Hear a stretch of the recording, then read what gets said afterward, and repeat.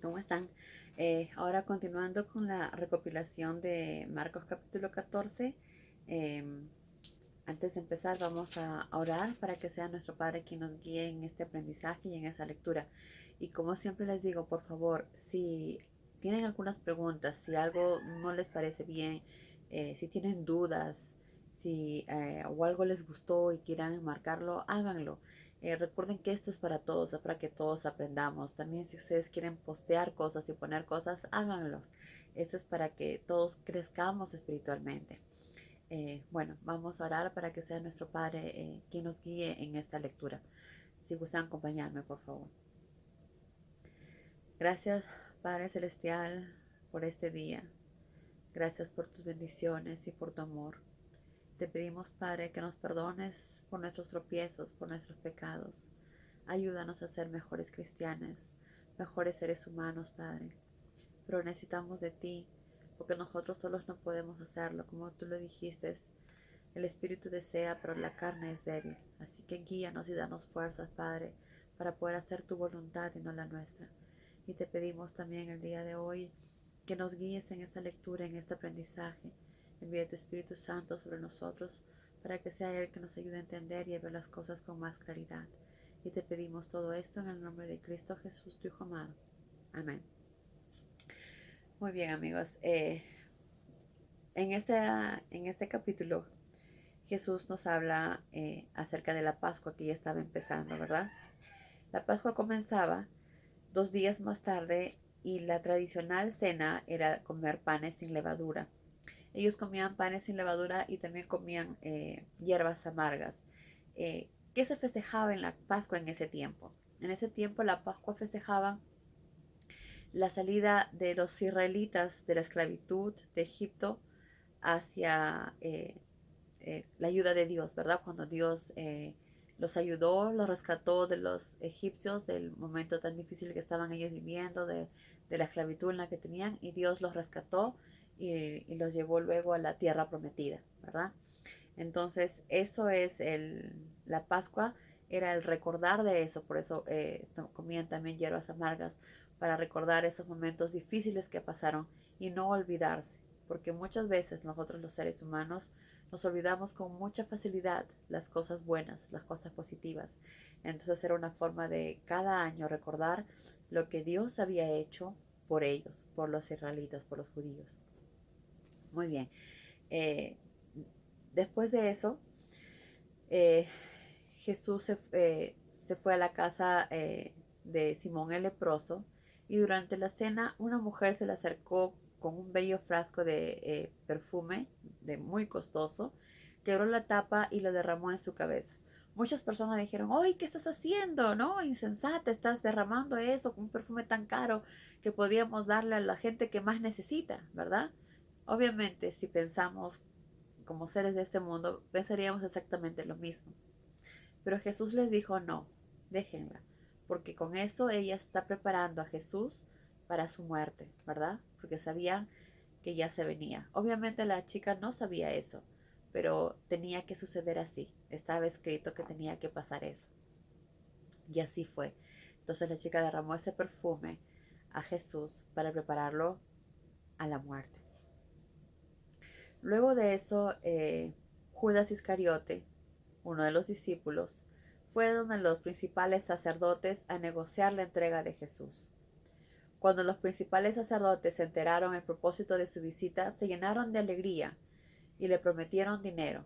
Obviamente sabemos que por unas monedas Judas vendió a Jesús, ¿verdad? Entregó a Jesús. Y también aquí nos damos cuenta quiénes eran aquellos que querían matar a Jesús. Los sacerdotes, los escribas, aquellos que sabían aquellos que sabían la lectura, la Biblia, aquellos que sabían las profecías, aquellos que debían cuidar a los seres humanos, aquellos que deberían enseñar la palabra. Ellos sabían lo que estaban haciendo, pero para ellos Jesús era un tropiezo, porque hacían que las personas ya no vayan a la sinagoga, sino se acerquen donde está Jesús, a escuchar sus palabras, a escuchar los milagros, a escuchar la claridad que él tenía en lo que él decía, ¿verdad? Entonces eso les daba cólera a ellos. Entonces no eran realmente personas de Dios, aunque eran los sacerdotes. Eran aquellos, como digo, que deberían estarnos enseñando y mostrando con sus acciones la palabra. Pero no. Entonces, igual como hubo en ese tiempo, probablemente seguirá habiendo en este tiempo y habrá también más adelante. De ahí lo importante es que no nos guiemos por lo que los demás dicen, porque hasta el día de hoy existen muchos de estos escribas, ¿verdad? Muchos de estos sacerdotes que no hacen la voluntad de Dios, que engañan a la gente. ¿Pero por qué engañan a la gente? Porque la gente no conoce la palabra, porque la gente no lee la palabra. Entonces creen que lo que ellos dicen es verdad. De ahí lo importante que es leer la palabra, es leerla para saber realmente qué es lo que Dios quiere que nosotros hagamos. Como digo, los otros siguen siendo seres humanos imperfectos que también cometen errores. Por eso no podemos guiarnos nuestra vida o nuestras acciones a lo que la gente dice, sino tenemos que guiarnos a lo que nuestro Padre perfecto nos dice, a lo que Jesús nos enseña. Esa es nuestra base y a Él es a quien debemos seguir. Y debemos seguir las acciones que Él hizo, los pasos que Jesús dio aquí, es a quien debemos seguir. Él es a quien debemos, eh, Él debe ser nuestro modelo, ¿verdad? No seres imperfectos, sino nuestro Padre, Jesús, que es perfecto, ¿verdad? Muy bien. Entonces, después de acordar un trato con Judas, el primer día de Pascua eh, santificaban los corderos y los discípulos le preguntaron a Jesús dónde iban a comer la tradicional cena. Entonces Jesús le dijo que vayan a un pueblo, que ahí habrá una persona con un cántaro, que lo sigan y que le pregunten al dueño dónde pueden, qué cuarto pueden hacer la cena. Y entonces fueron a la ciudad, encontraron a esa persona con el cántaro, llegaron donde el dueño y le preguntaron y el dueño le dijo en la parte de arriba, tal y como Jesús se los había señalado. Y ahí fue donde hicieron la cena de Pascua. Ese día Jesús, un poco triste, les dijo, uno de ustedes me va a traicionar. Un manto de tristeza se tendió sobre todos los discípulos. Uno por uno le fueron preguntando, ¿seré yo, maestro? ¿Seré yo? Y Jesús les dijo, me entregará uno de ustedes que come aquí conmigo. Voy a morir como lo declararon los profetas hace tiempo, pero pobre de aquel que me traiciona, mejor que no hubiera nacido. Mientras comían, tomó un pedazo de pan, lo bendijo y lo fue repartiendo. Cómanselo, esto es mi cuerpo. Luego tomó una copa de vino, la bendijo y la fue pasando a cada uno de los discípulos. Beban, les dijo, esto es mi sangre, que se derrama por muchos para sellar el nuevo pacto entre Dios y el hombre. Al morir Jesús, está sellando un nuevo pacto entre Dios y nosotros, ¿verdad? Gracias a que Jesús murió, estábamos sellando un nuevo pacto que nos daba otra vez la oportunidad de vivir y otra vez la oportunidad de acercarnos a Dios. Y Jesús bien claro lo dice, que probablemente más adelante lo leeremos. Nadie llega al Padre si no es a través mío. Quien no cree en Jesús, quien no hace lo que Jesús nos enseña, no podremos llegar al Padre que está en el cielo. De ahí la importancia de reconocer a Jesús y de hacer lo que Jesús nos pide para llegar al Padre. Segundo, y muy importante lo que pasó en este momento, Jesús en forma didáctica, se puede decir, estaba enseñando a través del pan que ese iba a ser su cuerpo, que iba a ser, que iba a morir, que estaba él entregando por todos los seres humanos. Y también repartió la copa, que era el símbolo de la sangre de Jesús, que iba a ser derramada para todo ser humano en el mundo, para todos los seres humanos, para tener otra vez una oportunidad de vivir, ¿verdad? Y otra vez una oportunidad de acercarse a nuestro Padre. Porque muchas veces Dios nos dio muchas oportunidades, pero nosotros siempre seguimos con nuestras malas decisiones, con nuestras malas actitudes, de creer que lo merecemos todo y que todo lo tenemos que hacer a nuestra forma y a nuestra manera, y lo único que logramos es alejarnos de Él. Pero nuestro Padre, en su infinito amor, mandó a su Hijo a morir por nosotros, que somos a veces tan incrédulos, que estamos pecando todo el tiempo, que no nos damos cuenta realmente todo lo que Jesús hizo por nosotros, todo el sacrificio que Él hizo. Aprendamos a valorar, ¿verdad? Y que su muerte no haya sido en vano. Bien, entonces a partir de ese momento se crea un nuevo pacto entre los hombres y Jesús.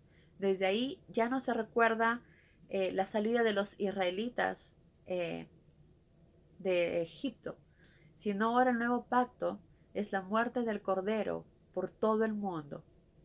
Quiere decir la muerte de Jesús. Y es lo que nosotros hacemos todos los años en las Pascuas, conmemorar y recordar ese momento que Jesús murió, ese tiempo que Él sufrió, todo lo que Él pasó. Entonces esto es lo que tenemos que recordar en Pascua, ¿verdad? Esto es lo que tenemos que aprender y enseñar a nuestros hijos, que esto es lo más importante. No olvidar el gran sacrificio que Jesús hizo. No tomarlo como, bueno, ya pasó, ya murió hace años y ya. No, eso viene mucho más allá. Lo que hizo Jesús es para salvar tu vida, para salvar tu alma, para que tengas otra oportunidad de vivir. No la desperdiciemos. Él sufrió mucho y más adelante lo veremos. Luego de esto, Jesús se fue al monte de Getsemaní a orar. Se retiró un poco y postrado en tierra, oró que si era posible, nunca llegaran las horas espantosas que lo esperaban. Recordemos que Jesús, un ser perfecto, el Hijo de Dios, se convirtió en hombre y sufría igual que nosotros y sentía igual que nosotros y tenía hambre y sed igual que nosotros. Y sabía en ese momento todo lo que iba a suceder y pasar, sabía lo que le iba a pasar, sabía lo que iba a sufrir. Y claro, tenía también temor, tenía también miedo, como nosotros lo sentiríamos, como nuestro hijo sentiría, ¿verdad? Momentos que pasó terribles para Jesús, pero lo único que hacía era orar y pedir que su Padre le dé esa fuerza que necesita, como nosotros tenemos que hacerlo todos los días también. Y Jesús le dijo, Padre, Padre, oraba, para ti todo es posible. Aparte de mí esta copa, pero hágase tu voluntad y no la mía. Y es lo que debemos hacer también cada vez que pedimos, que se haga su voluntad y no la nuestra, porque Dios sabe por qué tienen que suceder las cosas. Dios sabe muy bien lo que tiene que pasar. No nosotros no sabemos, nosotros vemos el pedacito que estamos viviendo ahorita, pero no sabemos todo el cuadro completo o toda la película completa, como dicen. Nosotros sabemos solamente un poco y no está en nosotros en decidir qué es mejor o peor para nosotros, sino en nuestro Padre, porque Él sabe todo. Entonces, así como Jesús dijo, es lo que nosotros tenemos que hacer siempre también. Pedir fuerzas para seguir adelante, pero que se haga su voluntad y no la nuestra. Luego Jesús regresó donde estaban los discípulos y les dijo, les pidió que velaran con él, pero ellos se quedaron dormidos. Entonces les dijo, velen ahora, para que no venza la tentación, porque aunque el espíritu está dispuesto, la carne es débil. Y esto va también para nosotros. Tenemos que velar, tenemos que orar siempre. A veces creemos que nosotros, no, yo sí puedo controlarme, yo sí puedo hacerlo solo. No, necesitamos de Él, necesitamos la oración. Él nos da la fuerza que necesitamos para seguir adelante. Él nos da la fuerza que necesitamos para luchar por las personas que amamos. Entonces es importante y para hacer sobre todo su voluntad, para amar a aquellos que no nos aman, amar a aquellos que nos rechazan, que es lo que Jesús nos enseña, amar a nuestro prójimo como a nosotros mismos y no guardar ni un miligramo, ni un poquitito de rencor en nosotros, porque eso solo nos hace daño a nosotros y a las personas que amamos. Entonces es muy importante que hagamos esto, pero todo lo vamos a hacer a través de la oración, Nuestro Padre está ahí escuchándonos. Él todo el tiempo está escuchándonos. Así que no dudemos, tengamos esa fe y la seguridad que Él está ahí. Pero para eso tenemos que empezar a cambiar nosotros también en nuestra forma de ver las cosas, en nuestras actitudes, que no sea nuestra forma, sino en la manera que Él las ve, para que de esa manera podamos mejorar y cambiar nosotros también. Muy bien, después de esto Jesús volvió a orar, regresó y cuando les dijo que ya podían descansar, inmediatamente llegaron aquellos que lo iban a apresar. No había terminado de hablar cuando Judas, seguido de una turba armada con espadas y palos que le había proporcionado los dirigentes religiosos judíos, llegó ante el maestro. La contraseña era que besaría al que querían arrestar. Así no habría equivocación.